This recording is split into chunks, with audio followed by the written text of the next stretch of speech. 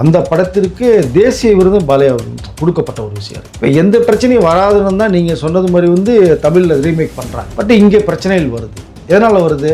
நீங்கள் அரசியல்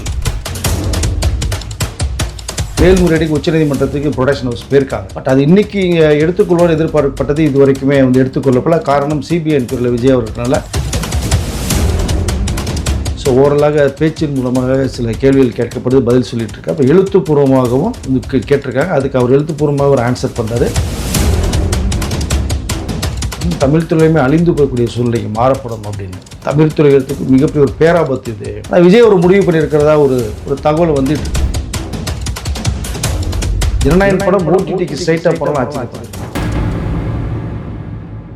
இவர் வழி இல்லைன்னா என்ன பண்ண முடியும்? தியேட்டருக்குள்ளே ஓட முடியலன்னா எலெக்ஷன் உங்களுக்கு அனௌன்ஸ்மெண்ட் கொடுத்துட்டாங்கன்னா ஜனநாயக படமே வராது. அப்புறம் சில விஜய் படத்துக்கே ஓடிடியா அப்படின்ற மாதிரி ஆயிடும்னு சொல்லி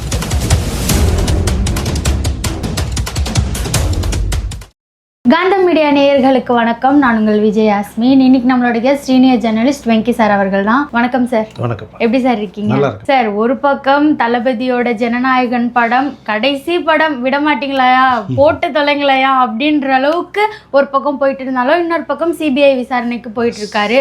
ஒன்று ஜனநாயகன் வந்தா சிபிஐ காணாம போயிடுது, சிபிஐ வந்தா ஜனநாயகன் காணாம போயிடுது. இப்படியே ரெண்டுமே விஜய் சம்பந்தப்பட்ட விஷயங்களா போயிட்டு இருக்கிறதுனால என்னன்னே ஒரு குழப்பமா இருக்கு. இதை எப்படி பாக்குறீங்க? என்னதான் தீர்வு இதுக்கு? இல்லை, இந்த சென்சார் போர்டு அதிகாரிகள் சொன்னதனுடைய விளைவாக தான் ஜனநாயகன் படத்தினுடைய ரிலீஸ் தேதி மாறுதல் வந்தது. பட் ப்ரொடக்ஷன் ஹவுஸ் மேலே விஜய் மேலே அந்த ப்ராப்ளம்லாம் முன்னாடியே கொடுத்துட்டாங்க. பட்டு அந்த அரசியலில் இன்றைக்கி தமிழக மக்களுடைய பெரும் ஆதரவோட செல்வாக்கோட விஜய் இருக்கிறதுனால சில கட்டம் கட்டப்படுது, சில ஒரு ரிங்கு அதாவது வளையம் அமைக்கப்படுது. அதுக்குள்ளே விஜய் எப்படியா தூக்கிடலான்ற அளவுக்கு தான் பார்க்கப்படுது, பேசப்படுது மக்களாலையும் அரசியல்வாதினாலையும். பட் ஜனநாயகம் வந்திருந்தால் அவருடைய ரேஞ்ச் வேறு. படம் தெரிக்கிறது ஒரு மாஸ் என்டர்டைன்மெண்ட்டாக. இன்றைய அரசியல் காலத்துக்கு கரெக்டாக அந்த எலெக்ஷன் வரும்போது அந்த படத்தை முன்னாடி ரிலீஸ் பண்ணாங்கன்னா விஜயோட கிரேஸ் இன்னும் அதிகமாக வரும். பட் இன்னொரு பக்கம் பார்த்தீங்கன்னா ஜனநாயகன் வராததுனால கடைசி படம் விஜயோட படத்தை உடலேன்னு சொல்லி மக்களோட கொந்தளிப்பு ரொம்ப அதிகமாக இருக்குது. விஜய்க்கு இன்னும் ஆதரவு பெருகிருக்கு. நம்ம அப்படியே ஒரு பக்கம் பார்க்குறோம். பட் படம் கண்டிப்பாக வரும். ஆனால் எப்போ வரும்னு தான் யாருக்குன்னு தெரியல. அதுதான் பெரிய கொடுமை. ஆனால் விஜய் ஒரு முடிவு பண்ணியிருக்கிறதா ஒரு தகவல் வந்துகிட்ருக்கு. ஏன்னா இப்போ மேல்முறையீடுக்கு உச்சநீதிமன்றத்துக்கு ப்ரொடக்ஷன் ஹவுஸ் போயிருக்காங்க. பட் அது இன்றைக்கி எடுத்துக்கொள்வோன்னு எதிர்பார்க்கப்பட்டது இது வரைக்குமே எடுத்துக்கொள்ளப்பல. காரணம் சிபிஐ என்கொயரியில் விஜய் அவர்களால் அந்த கேஸ் பரபரப்பாகிறதுனால இதையும் சேர்த்து ஒன்றா பண்ணணும்னு சொல்லி ஹோல்ட் பண்ண நினைக்கிறேன். ஸோ ஜனநாயக படம் எப்போ வந்தாலுமே அன்றைய தான் பொங்கல் அப்படின்னு நான் ஒரு பக்கம் சொன்னால் கூட நம்ம திரையுலக சார் நிறைய பேர் சொல்லியிருக்காங்க. அல்ல, அந்த வெற்றி யாரும் தடுக்க முடியாது. ஸோ அது ஒரு பக்கம் இருக்கட்டும். ஏன்னா சென்சார் போர்டு எல்லாம் பார்த்து முடித்து ஈவெண்ட் சொன்னதுக்கு பிறகு அவர்கள் திரும்பி ஒரு புகார் கொடுத்து தேவையில்லாமல் இந்த எக்ஸ்டென்ஷன் பண்ணுறது அது எப்படி பார்க்குறதுனே தெரியல. ரொம்ப வருத்தமாக இருக்குது ஒரு பக்கம். ஏன்னா அம்மா கிரேஸ் டிசி வேலை ரொம்ப எதிர்ப்பு தெரிவிச்சிருக்காரு. தமிழ் துறைகளுக்கு மிகப்பெரிய ஒரு பேராபத்து இது. சென்சார் போர்டு அவர்கள் எல்லாம் சொன்னதுக்கு பிறகு பண்ணாங்கன்னா அடுத்தடுத்து வரக்கூடிய படங்களில் எது இருந்தாலும் ஒரு ப்ராப்ளம் வர்றது மாதிரி இருந்ததுன்னா டக்குன்னு இப்படி சொல்கிறான்னு என்ன பண்ண முடியும்? தமிழ் துறையுமே அழிந்து போகக்கூடிய சூழ்நிலைக்கு மாறப்படும் அப்படின்னு. இன்னொரு பக்கம் என்ன அப்படின்னா படத்தை பூரா எடுத்துகிட்டு ஓடிடி ரிலீஸ் பண்ணான்னு என்ன பண்ண முடியும் நமக்கு? ஸோ அப்படி ஒரு விஷயம் இருக்குது. விஜய் அவர்களும் கேவி ப்ரொடக்ஷன்ஸு பேசப்பட்டிருக்கிறது ஒரு பக்கம். என்னென்னா படம் முயற்சி பண்ண வரைக்கும் சுப்ரீம் கோர்ட் போயிருக்காங்க. வரட்டும், என்ன தீர்ப்புன்னு பார்த்துக்கோங்க, வரலைன்னா முடிவு பண்ணும் அப்படின்ற அளவுக்கு ஒரு விஷயம் இருக்குது. ஏன்னா உச்சநீதிமன்றத்தையும் சுப்ரீம் கோர்ட்டையும் விஜய் அவர்கள் பெருமளவு நம்புகிறார், மதிக்கிறார். ரிசல்ட் வரும் தான் நம்ம எதிர்பார்க்கலாம். ஒரு வரலைன்னா ஜனநாயகன் படம் ஓடிடிக்கு ஸ்ட்ரைட்டாக போனாலும் ஆச்சரியப்படுறதுக்கு இல்லை. பட் விஜய்க்கு அதில் உடன்பாடு இல்லை. பெரிய டிஸ்ட்ரிபியூட்டர், எக்ஸிபியூட்டர், தியேட்டர் ஓனர்ஸ் இருக்காங்க. அவங்களுடைய மனக்குமுறலில் ரொம்ப பார்க்குறாரு, அவங்களுடைய ஆதங்கத்தை பார்க்குறாரு. பட் இவர் வழி இல்லைன்னா என்ன பண்ண முடியும்? தியேட்டருக்குள்ளே ஓட முடியலன்னா எலெக்ஷன் உங்களுக்கு அனௌன்ஸ்மெண்ட் கொடுத்துட்டாங்கன்னா ஜனநாயக படமே வராது. அப்புறம் கடைசியில் விஜய் படத்துக்கே ஓடிடியா அப்படின்ற மாதிரி ஆகிடும்னு சொல்லி சூழ்நிலைக்கு அந்த மாதிரி மாற்றினா என்னங்க பண்ணுவீங்க? விஜய்க்கு அதில் உடன்பாடு கிடையாது. அந்த மாதிரி சொல்லி மாற்றினா வேறு வழி இல்லை இல்லையா? ஸோ அதனால் முக்கியமானவர்களுக்கு மட்டும் என்ன பணம் வாங்கினாங்க, டிஸ்ட்ரிபியூட்டர்கிட்ட இன்ஜின் என்ன கொடுத்துருங்களோ அதை மட்டும் செட்டில்மெண்ட் பண்ணிட்டு சைட்டை ஓடிடி ரிலீஸ் பண்ணிட்டாங்கன்னா நீ 1000 கோடி கணக்கில் கிராஸ் பண்ணிட்டு அசால்ட்டாக அடிச்சுட்டு போயிட்டு இருக்கும். ஒரு ஷோக்கு 200 ரூபா, ஒரு 5 கோடி பேர் இந்த உலகம் பூரா பார்த்துட்டு ஒரு ஷோக்கு பார்த்தானே என்னாச்சு உங்களுக்கு? ஸோ அந்தளவுக்கு ஒரு இருக்க. பட் அது விஜய்க்கு அது உடன்பாடு இல்லை. ஆனால் எலெக்ஷன் அனௌன்ஸ்மெண்ட்டுக்கு முன்னாடி வந்துட்டால் கண்டிப்பாக படம் ரிலீஸ் ஆகிடும். டேட் கொடுத்துட்டாங்கன்னா வர்றதுக்கான வாய்ப்புகள் இல்லை. ஏன்னா அரசியல் சம்மந்தப்பட்ட காட்சிகள் நிறைய இருக்குது. அப்போது இது ஆளுங்கட்சியும் இதையும் எதிர்த்து பண்ணுறது வேணும், பிரச்சாரம் மாதிரி ஆகும்னு சொல்லிட்டு அதை ஹோல்ட் பண்ணிடுவாங்க. அப்புறம் எலெக்ஷன்லாம் முடிஞ்சதுக்கப்புறம் தான் வரும் உங்களுக்கு. ஸோ அது வரைக்கும் எப்படி நம்ம பார்க்குறது? அது ஒரு புறம். இன்னொரு புறம் நீங்கள் கேட்டது மாதிரி சிபிஐ என்கொயரியில் இந்த கரூர் சம்பவத்தில் நடந்த அந்த ஒரு ஒரு விபத்துன்னு சொல்கிறதா இது எப்படி சொல்கிறதுனே தெரியல, ஒரு சம்பவம் அசம்பாதம்னு சொல்லலாம். பட் அதற்குரிய விசாரணையில் ஏகப்பட்ட விசாரணைகள் சிபிஐக்குரிய வேணும்னு கேட்டதே டிவிக்கே தான். ஸோ ஓரலாக பேச்சின் மூலமாக சில கேள்விகள் கேட்கப்படுது, பதில் சொல்லிகிட்டு இருக்கு. அப்போ எழுத்துப்பூர்வமாகவும் இந்தந்த கேள்விகள் வந்து கேட்டிருக்காங்க. அதுக்கு அவர் எழுத்துப்பூர்வமாக ஒரு ஆன்சர் பண்ணுறாரு. இது தமிழில் இல்லை ஆங்கிலத்திலேயே போயிட்டுருக்கு இப்போ இந்த ஸ்பீச். ஸோ விசாரணை போய்கிட்டுருக்கு. இதில் வேறு ஒரு சின்ன ஒரு டவுட், அவர் கருப்பு சட்டையில் போயிட்டார், கருப்பு காரில் டெல்லியில் போயிட்டார். இதில் போனால் நாங்கள் போகிறது ஒரு சம்பவம் நடந்து போச்சு, ரொம்ப சோகத்தோடு போகிறார். அப்போது வந்து எப்படி வெளிக்காட்டுறது? பியூர் ஒயிட் அண்ட் ஒயிட்டில் போக முடியுமா சார்? ஆனால் கரூர் சம்பவம் நடந்து கரூரில் அவங்கள மக்களை சந்திக்கும் போது கூட அந்த கருப்பு ட்ரெஸ் போடல, கரூர் போகும்போது கூட கருப்பு ட்ரெஸ் போடாதது இப்போ ஏன் போட்டார் அப்படின்ற ஒரு கேள்வி இருக்குல்ல சார் எல்லாருக்கும்? அதான் துக்கத்தை காட்டுறதுக்கு தான், வேற ஒன்றும் கிடையாது. இப்போ சில பேர் இந்த துக்கம் அனுஷ்டிக்கிறது, சில இந்த என்னென்னா கருப்பு கொடி காமிக்கணும் அப்படிங்கிற சில போராட்டம்லாம் பண்ணாங்கன்னா கருப்பு தான் ஃபஸ்ட்டு வந்து கலர் நிற்கும் உங்களுக்கு. இப்போ அவர் கருப்பில் போனது கூட பார்த்தோன்னா தன்னுடைய ஆதங்கத்தையும் துக்கத்தையும் வெளிப்படுத்துறதுக்கான ஒரு விளைவாக தான் பார்க்கப்படுது இப்போ. அதனால தான் பர்டிகுலர் ரேஞ்ச் ஒரு அவர் கூட பிளாக் கார் போனாங்க, பிளாக் ஷேட்டில் போகிறாரு. பட் அந்த அசம்பவம் மறக்க முடியல, நம்மளாலே மறக்க முடியல. இங்கே 40 பேரோட உயிரிழப்பு சாதனை கிடையாது. பட் இந்த சம்பவம் எப்படி நடந்தது, ஏன் நடந்ததுங்கிறது வந்து அந்த வீடியோ பார்க்குற எல்லாருக்குமே தெரியும் அது. பட் அது வந்து விஜய் அவர்களுடைய மீண்டும் இன்னும் வரல அவர் அதிலேருந்து. ஸோ அதனால் இது ஒரு காரணமாக இருக்குது. பட் அது ஒரு பெரிய விஷயம் இல்லை, இதில் போனால் என்ன. பட் இது விசாரணை கமிஷன் இப்போ போய்கிட்டு இருக்கு. ஸோ விசாரணை விஜய்கிட்ட நடந்துக்கிட்டு இருக்கு. அது என்னென்ன கேள்விகள் கேட்கப்படுதுங்கிறது அந்த தாமதத்திற்கான முக்கியமான ஒரு காரணம் என்னங்கிறத ஹைலைட்டாக எடுக்கிறாங்க. எதனால் ஏற்பட்டுச்சு, என்ன காரணம், காவல்துறை எப்படி உங்களுக்கு ஒத்துழைப்பு கொடுத்தாங்க, எதனால் அப்படிங்கிற அந்த விசாரணை பூரா இருக்குது. ஸோ நேரடியாக ஓப்பன் டாக் ஃபுல்லாக பண்ணிகிட்ருக்காரு. விஜயுடைய ஸ்டேட்மெண்ட் தான் ரொம்ப முக்கியமாக பார்க்கப்படுது. அவருடைய தனிப்பட்ட அந்த கார் டிரைவரு, அப்புறம் ஒரு கிட்டத்தட்ட 8 மணி நேரம் வந்து ஒரு பிரச்சார வேனில் ஃபுல்லாக அங்கே ஆய்வு நடத்தினாங்க. அப்புறம் ஆதவர்ஜினா புஷியானது எல்லாத்தையும் என்கொயரி பண்ணேன். ஸோ இறுதிக்கட்டமாக விஜய்கிட்ட இப்போ நடந்துக்கிட்டு இருக்குது. இப்போ இவர் என்ன ஸ்டேட்மெண்ட் கொடுக்குறன்றதை வச்சு அடுத்த கட்ட விசாரணை சிபிஐ அவர்கள் என்கொயரி பண்ணணும். இன்றைக்குள்ளே முடிஞ்சிட்டால் பரவாயில்லை, முடியல அப்படின்னா நாளைக்கும் இந்த விசாரணை வர மாதிரி ஒரு தகவல் வந்திருக்கு. சார் நீங்கள் சொன்ன மாதிரி தாமதம், எதனால் தாமதம், காவல்துறை என்ன பண்ணாங்க, பொதுக்குழுல நீங்கள் என்ன பண்ணீங்க அப்படின்ற மாதிரியான கொஸ்டின்ஸ் தான் திரும்பியும். ஆனால் இதெல்லாம் ஆல்ரெடி நடந்து முடிஞ்சு காமன் கொஸ்டின்ஸ் தொடர்ந்து இதுவாக தான் வருது.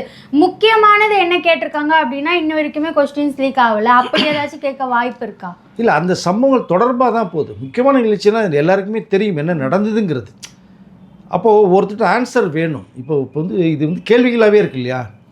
தாமதமாக ஏன் போனதுன்ற ஒரு விஷயம் இருக்கும்போது அதுக்கு விளக்கம் கொடுக்கணும் இல்லையா. இந்த விளக்கம் எப்படி இருக்கும் அவருக்கு தான் தெரியும், விஜய் அவர்களுக்கு தெரியும். அப்போ அங்கே வந்து கூட்டத்தில் ஒரு 6 மணி நேரம் நீந்தி எறும்பு ஊறுறது மாதிரி போய் ஸ்பாட்டுக்கு போகிறாங்க. அந்த 6 மணி நேரத்துக்கு தாமதம் அப்படின்னா அங்கே கூட்டம் கூட தான் சேரும். விஜய்க்கு சாதாரண ஒரு அரசியல் தலைவர் போனாலே கூட்டம் சேரும்போது விஜய் தி கிரேஸ், அவருக்கு அந்த மாஸ் இருக்குது இல்லைங்களா, அது கூட்டம் அதிகமாக வரும். அப்போது இது அந்த கூட்டத்தெல்லாம் கட்டுப்படுத்தி விட்டு அவருக்கு அந்த நேரடியாக ஸ்பீடாக போகக்கூடிய அந்த வாய்ப்புகள் உருவாகிருந்தால் டக்குன்னு போயிருந்துருக்கலாம்.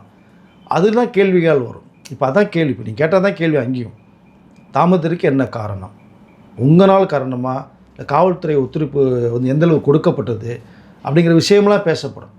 அப்போ கூட்டம் இவ்வளோ கூட்டம் வருங்கிறது உங்களுக்கு தெரியுமா? காவல்துறையிட்ட நீங்கள் ஒரு கூட்டம் வரும்னு சொல்லியிருப்பீங்க, ஒரு 25,000 பேர் 50,000 பேர் அப்படின்னு கொடுத்துருப்பீங்க. அதுக்கு மேலே வந்ததுன்னா அதை கணிக்க முடியல அப்படிங்கிற அளவுக்கு கொஸ்டின்ஸ் வரும். அப்போ 50,000 பேர் நீங்கள் வர்றது மாதிரி சொல்லிங்கன்னா காவல்துறை எத்தனை பேர் வந்தாங்கன்ற கேள்வி கேட்கப்படும். இது எல்லாமே கேட்டுட்டு அவர்களுடைய விசாரணையில் பதில் சொன்னதுக்கு பிறகு தான் இது ஒரு முடிவுக்கு வரும். சார் இன்னொரு பக்கம் பேசும் பொருளாக என்ன இருக்குன்னா, விஜய் அவர்களோட பஸ் டிரைவர் கொடுத்த வாக்குமூலம். அவர் என்ன சொல்கிறாருன்னா, நான் சொன்னதை கேட்டு தான் விஜய் பண்ணார், நான் சொல்கிறத கேட்பாருன்றது அது பயங்கர ட்ரோலாக போயிடுச்சு. எல்லா இடத்துலையும் தலைவர் தான் சொல்லுவாங்க, இங்கே என்னடா டிரைவர் சொன்னதை கேட்டு விஜய் போனாரா அப்படின்ற ஒரு பேச்சு வந்துட்டுருக்கு இப்போ வரைக்குமே. இது எப்படி சார் பார்க்கணும்? அவர்கிட்ட என்ன கேள்வி கேட்கப்பட்டது, அவர் என்ன பதில் சொன்னாங்கிற ஒரு விஷயம் ஒன்று இருக்குது. நம்ம அதுக்குள்ளே ரொம்பவும் எப்படி ட்ராவல் பண்ணுறது, ஏன்னா அங்கே நடந்த சம்பவங்கள் என்னங்கிறது ஃபஸ்ட்டு தெரியணும். எதனால் லேட்டுங்கும் போது அவர் டிரைவர் போகிறதுனால அங்கே இது எதனால தாமதமாச்சுங்கிறது அவருக்கு தெரியும். அப்போ நான் நினைக்கிறேன் சார், இந்த கூட்டத்தை மீறி வந்து நம்ம பஸ்ஸு ஸ்பீடாக போக முடியாதுன்னு சொல்லியிருக்கலாம் அவர் விஜய்கிட்ட. அப்போ அவர் ஸ்பீடாக போனால் அசம்பாவிதம் நடந்தக்கூடாது, ஸ்லோவாக போப்பான்னு சொல்லியிருக்கலாம். இந்த மாதிரி ஒரு ஆர்கியூமெண்ட்ஸ் தான் வந்து டிரைவர் சொல்லி விஜய் கேட்டுக்கலாமே தவிர டிரைவர் ஒரு வந்து இந்த விஜய்க்கு அட்வைஸ் கொடுக்குற அளவுக்கு கிடையாது. ஸோ அந்த மாதிரி இருக்கிறதுக்கு வாய்ப்பு இல்லை. நம்ம ஸ்பீடாக போகணும் சார், ஸ்பீடாக போனோம்னா பிரச்சனை இல்லை, கூட்டம் நிறையா இருக்குது, ஸ்லோவாக தான் சார் போக முடியும். என்ன சார் அப்படின்னு என்ன சொல்ல முடியும்? இப்போ அந்த மாதிரி தான் இருக்கும்னு நான் நினைக்கிறேன். பட் பார்க்கலாம், எல்லா விசாரணை முடிஞ்சதுக்கப்புறம் யார்கிட்ட என்ன பண்ணன்ற அதனுடைய விசாரணைகளுடைய அறிக்கை நமக்கு வரும். சார், இன்னொரு பக்கம் விஜய் அவர்கள் திருச்சிக்கு போகணுன்னா, கோவாக்கு போகணுன்னா, இந்த மாதிரியான இடத்துக்கு போகணுன்னா ப்ரைவேட் ஜெட்டில் போவார். இதுக்கு எதுக்கு போனார் அப்படின்ற மாதிரி ஒரு கேள்வியும் இருக்குது. ஒன்றும் இல்லைங்க, ஏற்கனவே அவர் மலேசியாவிலேருந்து ஏர்போர்ட்டில் வரும்போது எவ்வளோ கூட்டம் நிறுத்தி தள்ளி விட்டு கீழே விழுந்து அதில் 10-20 பேர் மேலே கீழே விழுந்தாங்கன்னு வச்சுங்களேன், அவருடைய நிலைமை என்ன ஆகும் அதை நம்ம யோசிக்கணும். அதனால் இதில் ப்ரைவேட் ஜெட்டில் அவர் தனி ஜெட்டில் போனால் என்ன, இல்லை பேசஞ்சர் ஃப்ளைட்டில் போனால் என்ன, எப்படியோ குறிப்பிட்ட அதாவது 11 மணிக்கு வரணும்னு சொல்லியிருக்காங்க. இப்போ நீங்கள் ஃபார் எக்ஸாம்பிள் இப்போ வந்து 8 மணி ஃப்ளைட் இருக்குங்க, கிட்டத்தட்ட 2.5 மணி நேரம் ட்ராவல் வரும் உங்களுக்கு டெல்லிக்குன்னு வச்சுங்க. இப்போது 8 மணி ஃப்ளைட்டு 11 மணிக்கு இங்கே சிபிஐ அலுவலகத்தில் போனவர். இப்போ 7 மணி ஃப்ளைட்டோ 7:30க்கோ போக வேண்டிய ஃப்ளைட்டு திடீர்னு 1 ஹவர் லேட்னா என்ன பண்ணுவீங்க நீங்கள்? அது ஒரு ரீசன் இருக்குது, அது நம்ம யாரும் காரணம் சொல்ல முடியாது. இப்போ ஏற்கனவே லேட்டில் வந்து தான் பிரச்சனை ஆச்சு, இதுவும் லேட்டான்னு கேள்வி கேட்பீங்கல்ல. அதனால் அது என்ன பண்ணுறாரு, சரி நம்ம தனி ஜெட் இருக்குது, இப்போ பிரச்சாரத்துக்கெல்லாம் போனார், தனி இறங்கி போனாரும் போது இப்போ அதுக்கே போகும்போது இது முக்கியமான வேலை இது இல்லையா?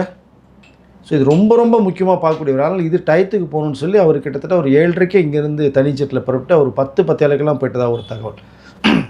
தனியாக ஒய்பிரிவு அவருக்கு இருக்குது. ஸோ அதனால் அதில் நேராக என்ன பண்ணாரு, சிபிஐ ஆஃபீஸ்க்கு உள்ளேயே கார் என்ட்ரி கொடுத்துட்டாங்க. மற்றவர்களுக்கு தான் ஏகப்பட்ட செக்கப், இவருக்கு செக்கப் கொடுக்கல. ஒன்று நேராக உள்ளே வந்து ஃபஸ்ட் ஃப்ளோரில் கூப்பிட்டு போய் உட்கார வச்சு நல்ல ஒரு மரியாதையோடு தான் விஜய் அவர்கள் இப்போவுமே சிபிஐ அவர்களுடைய அந்த அலுவலகத்தில் நடத்தப்பட்டுருக்காங்க. அது உண்மையிலேயே ரொம்ப பெருமைக்குரிய விஷயமாக நான் பார்க்குறேன் நான் இதை. ஸோ விஜய்களுக்கு என்ன மரியாதை தரணுமோ என்ன ஒருத்தனமோ அது கொடுத்துருக்காங்க. பட் அதனால் தனி ஜெட்டில் போகிறதும் ஒன்றும் தவறு, நேரத்திற்கு கண்டிப்பாக போய் ஆகணும் சூழ்நிலை தான். சார், கரூர் சம்பவத்துக்கு அப்புறமா விஜய் அவர்கள் நிறைய இடத்துக்கு போகும்போது எனக்கு பாதுகாப்பு வேணும் அப்படின்னு கேட்குறது ஓகே. இப்போ சிபிஐ விசாரணைக்கும் எனக்கு டெல்லியில் பாதுகாப்பு வேணும் அப்படின்னு கேட்டிருக்காரு. இது எதனாலன்னு தெரியும்? முன்னெச்சரிக்கை தாங்க, வேற ஒன்றும் இல்லைங்க. ஏன்னா அது விஜய் ரசிகர்கள்ன்ற பொருளை யார் மக்கள் கூற கொடுத்தல ஒரு 500 பேர் ஏர்போர்ட்டில் வெளிலன்னா என்ன பண்ண முடியும் நீங்கள்? அப்படி தானே சென்னை ஏர்போர்ட்டில் அந்த ஆடியோ லான்ச் முடிச்சு நடந்துச்சு. உங்களுக்கு அது எதிர்பார்த்தாங்களா? டப்புன்னு யாரோ ஒரு ப்ளூ ஷர்ட்டு யாரோ ஒரு மாதிரி தள்ளி விட்டது மாதிரி தெரியுது எல்லாருக்குமே. அது மாதிரி ஏதாவது அசம்பாவிதம் நடந்துட்டா அதைத்தான் இனிமேல் முன்னெச்சரிக்கையாக எல்லாமே பண்ணலாம். அடுத்த கட்ட பிரச்சாரத்துக்கு போகும்போது இதே தான் அவருடைய கவனத்துக்கு வரும். காவல்துறையும் பாதுகாப்புன்னு தான் சொல்லுவார், அதிகப்படுத்தணும்னு தான் சொல்லுவார் அவர். அதனால் இது வந்து அங்கே எந்த சம்பவங்களும் மீண்டும் நடந்துடக்கூடாது அப்படிங்கிற ஒரு காரணத்துக்காக தான் பாதுகாப்பு கேட்டது. சிபிஐ போல் இன்னொரு பக்கம் ஜனநாயகன் படமும் நீங்கள் சொன்ன மாதிரி விஜய் அவர்கள் ஏற்கனவே நிறைய அரசியல் படங்கள்லாம் பண்ணியிருக்காரு. ஆனால் கடைசி படத்தில் எதுக்கு வம்புன்னு சொல்லிட்டு ரீமேக் படமாக பண்ணியிருக்காரு. அதில் கூட இவ்வளோ பிரச்சனை தரீங்களா? ஒருவேளை ஒரு பொங்கலுக்குள்ளே வந்துருமா அப்படின்ற ஒரு டவுட்டும் இருக்குது. இல்லை அதாம்மா, இப்போது அதாவது ரிவைசிங் கமிட்டி போயிட்டாங்க. இப்போ 21ஆம் தேதி தீர்ப்புன்னு சொல்லியிருக்காங்க. இப்போ இவங்க உச்சநீதிமன்றத்துக்கு போயிருக்காங்க இல்லையா? இப்போது இந்த ரிவைசிங் கமிட்டி சென்சார் பார்த்துட்டு உடனடியாக ஓகேன்னு சொல்லிட்டாலும் கட்சி இன்னும் தேவையோட கட் பண்ணி தரேன்றாங்க. இப்போ அவர்கள் கையில் தான் இருக்குது. சர்டிஃபிகேட் கொடுத்தா உடனடியாக பொங்கலுக்கு வரதுக்கு வாய்ப்புகள் இருக்கும். ஆனால் இப்போ அதுக்கும் வாய்ப்பு இல்லை. ஏன்னா இன்றைக்கி கூட எடுத்துக்கல. அப்படிங்கும்போது நாளைக்கு ஒரு நாள் தான் இருக்குது. இப்போ 14 அன்னைக்கு வர்றதுக்கு 200% வாய்ப்பு கிடையாது. இப்போ ஜனவரி 23ஆம் தேதி அதாவது 21 தீர்ப்பில் இந்த தீர்ப்பு வந்து கரெக்டான முறையில் சாதகமாக வந்தது அப்படின்ட்டால் கண்டிப்பாக வந்து 22 ஒரு நாளைக்குள்ளே எல்லாமே சப்மிட் பண்ணி ஆல்ரெடி எல்லாமே கொடுத்து முடிச்சு தான் யூஏ கொடுத்துருக்காங்க. அந்த சர்டிஃபிகேட் அப்படியே கொடுத்துருங்க அப்படின்னு உச்சநீதிமன்றத்தில் ஜஸ்டிஸ் சொல்லிட்டார்கள்னா உடனடியாக 21 சாயங்காலத்துக்குள்ளே சர்டிஃபிகேட் வந்துடும். அப்போ 22 அன்றைக்கி எல்லா டேட்ஸ்லாம் கொடுத்து 23 படம் வரதுக்கான வாய்ப்புகள் நிறையா இருக்குது. பட் 21ம் ஜஸ்டிஸ் கொஞ்சம் மாறுதலாக ஏதாவது வந்து ரிவைசிங் கமிட்டி அவங்கள் வந்து இப்போ நான் படம் பார்க்க முடியல, பார்க்குறதுக்கு நேரம் இல்லை, நாங்கள் திரும்பி ஒரு டேட்டில் தான் பார்த்து தருவோம், அது வரைக்கும் பொறுமையாக இருங்க அப்படின்னு மீண்டும் சொல்லிட்டாங்கன்னா அடுத்த ஒரு டேட் கொடுப்பாங்க. அது ஜனவரி 30-31 வருமா, பிப்ரவரி 5ஆம் தேதி வருமானு தெரியாது. ஸோ இப்போ 15 நாள் இடைவெளி விட்டு சொல்லிட்டாங்கன்னா 21லேருந்து 15 நாள் போச்சுன்னா பிப்ரவரி 5 ஆகிடும் உங்களுக்கு. அதை அப்போது திரும்பி பார்க்கணும் செய்யணும் சரி எடுத்துடணும். அப்படிங்கும்போது உங்களுக்கு எப்போ வருங்கிற மிகப்பெரிய ஒரு கேள்விக்குறி இருக்குது. அது தணிக்கை குழு அதிகாரி கையில் தான் இருக்குது. ஜனநாயக படம் எப்போ தியேட்டருக்கு வருங்கிற முடிவு. ஆனால் ரீமேக் படத்துக்கு எதுக்கு இவ்வளோ பிரச்சனை பண்ணுறீங்க அப்படின்ற ஒரு கேள்வியும் இல்லை. அதுதான் அது என்ன காரணம்னா இறுதி படம் வந்து எந்த சிக்கல் வரக்கூடாதுன்ற ஒரே காரணத்துக்காக தான் ஸோ ரீமேக் படத்தை பண்ணினாங்க. பட் அங்கே ஒரு box office super duper hit. So Balayya அவர்கள் பண்ணது அங்கே சென்சார் செய்யப்பட்ட ஒரு படம் தான். அங்கே எந்த கேள்விக்குறியும் வரல, ஒன்றும் இல்லை, பெரிய கட்ஸும் வரலை, உடனடியாக இது வந்து ரிலீஸ் செய்யப்பட்டது. அந்த படத்திற்கு தேசிய விருதும் பாலையா கொடுக்கப்பட்ட ஒரு விஷயம் இருக்குது. இப்போ எந்த பிரச்சனையும் வராதுன்னு தான் நீங்கள் சொன்னது மாதிரி வந்து தமிழில் ரீமேக் பண்ணுறாங்க. பட் இங்கே பிரச்சனைகள் வருது. எதனால் வருது? இங்கே அரசியல் சுட்டிக்கூடிய தலைவராக இருக்கார், மக்கள் செல்வாக்கு என்ன இருக்குது. இப்போ அரசியல் தான் இது மெயின் ரீசன். ஜனநாயகன் படம் 9 வராத காரணமே பார்த்தீங்கன்னா இவர் வெறும் விஜய் நடிகராக மட்டுமே இருந்திருந்தால் இவ்வளோ பிரச்சனைகள் வந்திருக்காது. 9 படம் ரிலீஸ் ஆகிருக்கும். அரசியல் கட்சி தலைவராக இருக்கார். கொள்கை ரீதியாக எதிரி பிஜேபி சொல்லிட்டாரு, அரசியல் ரீதியாக எதிரி அது டிஎம்கே சொல்லிட்டாரு. 2க்கு தான் போட்டி, ஒன்று டிவிக்கே ஒன்று டிஎம்கேன்னு சொல்லிட்டாரு. இவ்வளோ பரபரப்பான ஒரு விஷயம் பேசிகிட்டு இருக்கும்போது நடிகராக இருந்த எம்ஜிஆர் அவர்களுக்கு உலோசனை மேலே அவ்வளோ ப்ராப்ளம் வந்துச்சு. உங்களுக்கு கட்சி ஆரம்பிக்க போகிறேன்னு சொன்னதுனாலேயே இவர் கட்சி ஆரம்பித்து இவ்வளோ ஸ்பீச் பண்ணிட்டு பேசியாச்சு. அப்போ அவர்கள் பார்வையில் இப்படியே படத்தை விடக்கூடாது, இந்த படம் வந்ததுன்னா மக்கள் மத்தியில் வேறொரு புரட்சியை உருவாக்கும். கதை அப்படி தான் அமைக்கப்பட்டிருக்கு செகண்ட் ஹாஃபில். இப்போ இதெல்லாம் பார்த்து தான் கொஞ்சம் ஹோல்ட் பண்ணி எப்படியாவது வந்து விஜயை என்ன ட்ரீட்மெண்ட் பண்ணலாங்கிற அளவுக்கு தான் ஒரு விஷயம் ட்ராவல் பண்ணிகிட்ருக்கு. அதனால் தெலுங்கு படத்துக்கு வராத ப்ராப்ளம் தமிழ் படத்துக்கு இந்த ஜனநாயகனுக்கு வருது அப்படின்னா அரசியலில் விஜய் இருக்கிறது ஒரே காரணம் தான். சினிமா சம்மந்தப்பட்ட நிறைய விஷயங்களை பகிர்ந்ததுக்கு நன்றி சார். நன்றி.